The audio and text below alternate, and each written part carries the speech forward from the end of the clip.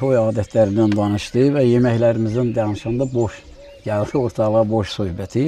Doğrudan da şilyan borşu Kürdəmirdə, hətta Azərbaycanın müəyyən bölgələrində də məşhurdur. Və bizim Şəmkirdə qohumlarımız var, bunlar da bilirlər. Qabaqlar 30 ilin söhbətidir bəlkə, bizlərə toya gəlmişdilər. Deməli, ondan əvvəl onlarda olanda nə verirsiniz toyda belə soruşurdular. Deyirik birinci borç, sonra nə bilim bozartma, belə nə kalafır deyirik, sonra avaqmağa. Deyirlər, ayıbdır, toyda da borç verərlər. Deyirəm, sən hələ onun dadına baxmamısan. Deməli, zaman gəldi, bunlar toya gəldilər bizə. İnanırsınız, Allahın adı haqqı.